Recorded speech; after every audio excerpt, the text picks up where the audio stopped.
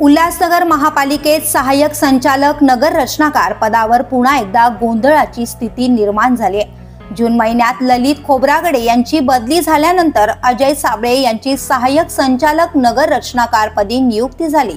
मात्र विभागाची तोंडओळख होण्याआधीच साबळे यांची बदली करण्यात आली।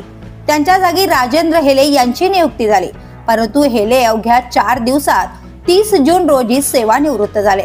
त्यामुळे 1 जुलै पासून पुन्हा हे महत्त्वाचं पद रिक्त झालंय। या नेमणुकीवरून आता महापालिकेच्या कार्यपद्धतीवर गंभीर प्रश्न निर्माण झालेत। 4 दिवसात निवृत्त होणाऱ्या अधिकाऱ्याची नेमणूक शासनाने का केली, हा सवाल आता नागरिकांसह राजकीय वर्तुळात चर्चेचा विषय ठरतोय। महापालिका मुख्यालयातील उपायुक्त दीपाली चौगुले यांनी सांगितलंय की हेले यांच्या नेमणुकीचे पत्र सोमवारी टपालाने प्राप्त झालं आणि ते 30 जून रोजी निवृत्तही झाले। यानंतर सहाय्यक संचालक नगर रचनाकार पद पुन्हा रिक्त झालंय।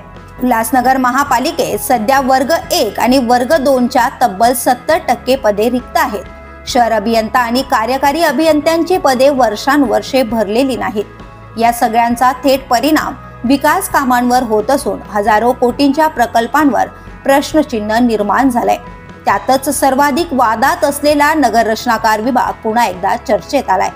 अनधिकृत बांधकामे नियमित करणे, धोकादायक इमारतींच्या पुनर्रचना प्रक्रिया, ऑनलाईन बांधकाम परवानग्या ही महत्त्वाची कामे सध्या ठप्प आहेत। शासनाच्या निर्णय क्षमतेवर आणि महापालिकेच्या नियोजन शून्य कारभारावर एक नाराज करत आहेत। आता सर्वांची नजर या महत्त्वाच्या पदावर पुन्हा कुणाची नेमणूक होते याकडे लागले, पण तोपर्यंत उल्हासनगरचा नगर रचनाकार कोण हा प्रश्न अजूनही अनुत्तरितच राहतो।